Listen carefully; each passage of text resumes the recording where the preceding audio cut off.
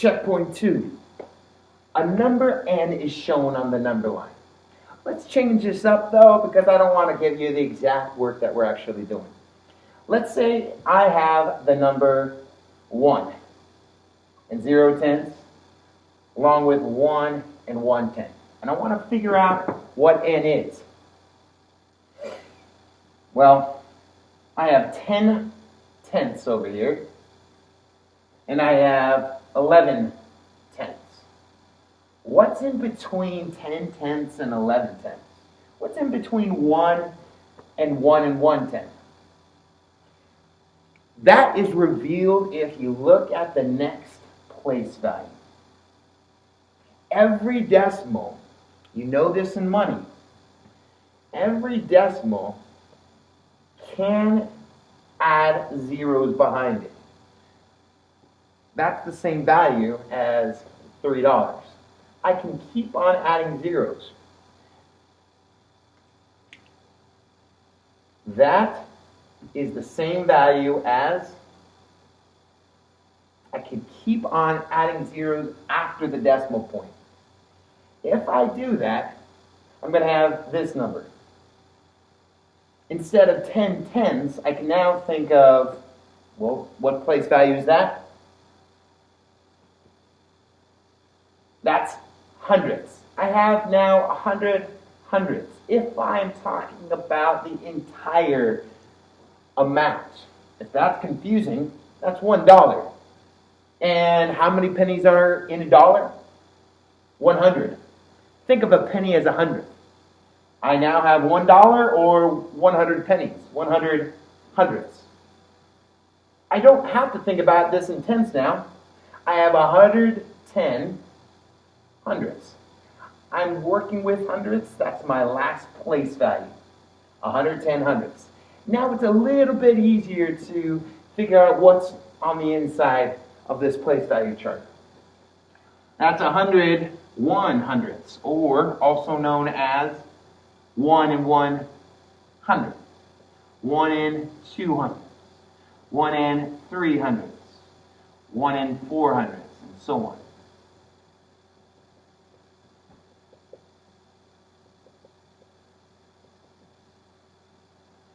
Now, where's n? I'm still needing to look a little bit closer. I have 103 hundredths here, and I have 104 hundredths. How do I figure out what's on the inside?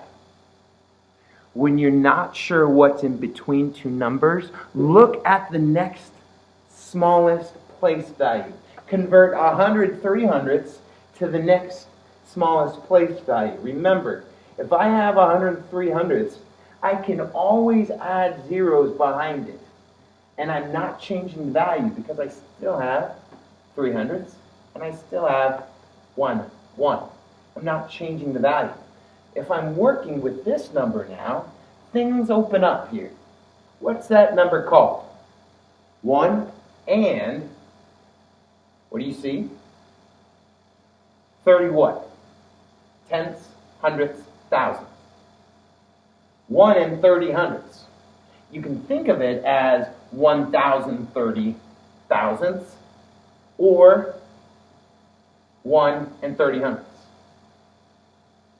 If I have either one, things start opening up here. You can take a look at this number line here. Here's 104 hundredths, or you can start to think of it as 1,040 thousandths. I can write that in the way you'll see it, 1 and 40 hundredths, 1 and 30 hundredths.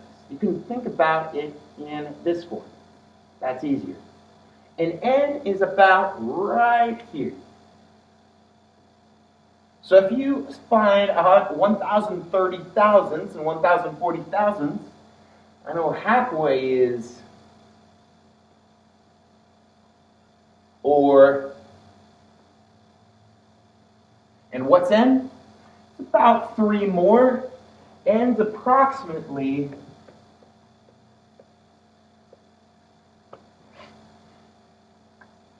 what is n rounded to the nearest hundredth. Why? Well, first of all, we need to know what is n, or sorry, excuse me, what's a hundredth? If you don't have this in a place value chart, do it right now. After the ones place, what's the next place value?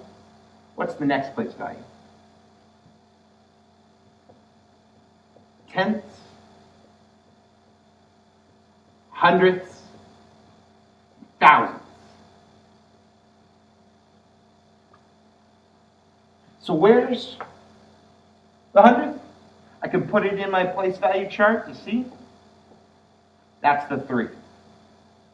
And how do I round? This next number is going to tell me how to round, the neighbor.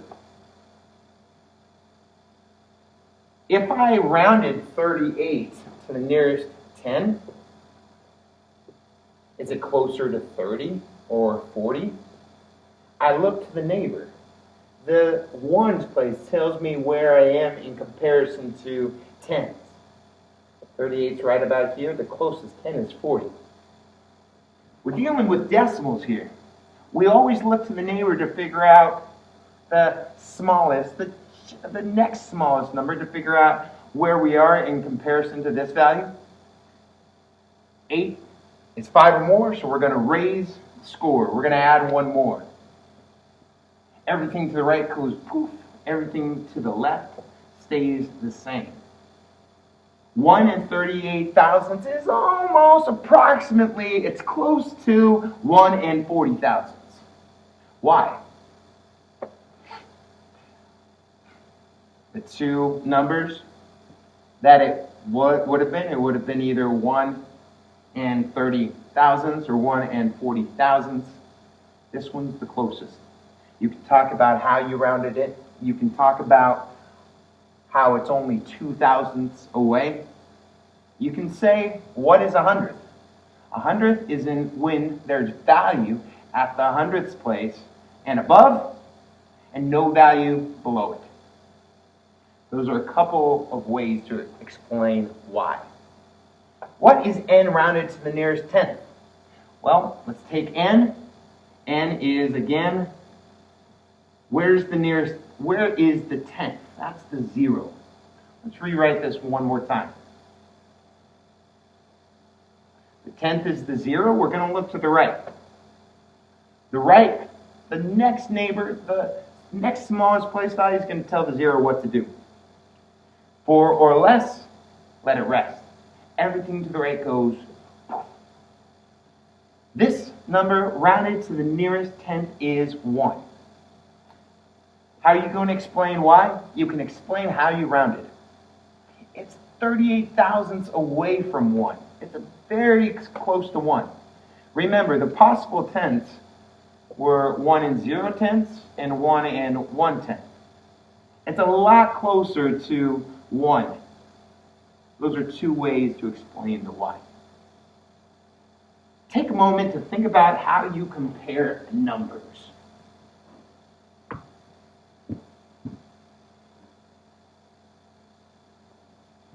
When we compare numbers, we need to place numbers on top of one another. Instead of this number, let's do a number that's similar.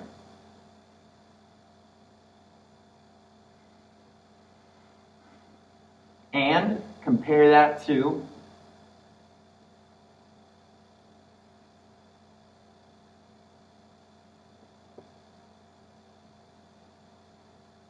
remember that when I have a dot here, that means that's the tenth place. You could also see the ones place right next to it. I could have written it either way. How do I compare these two numbers? Let's write them right on top of each other.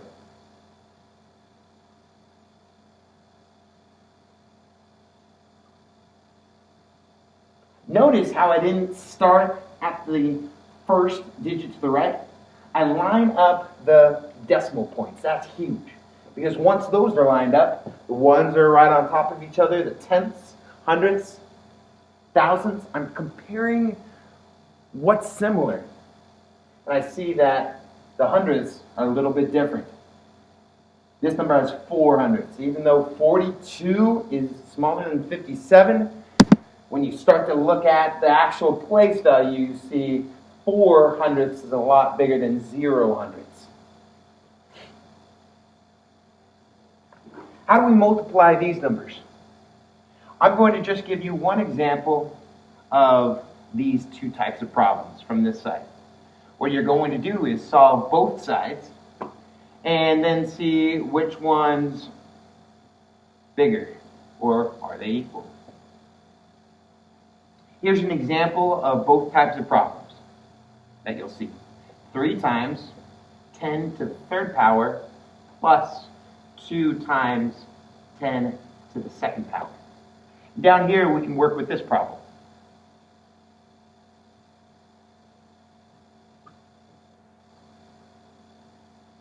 Plus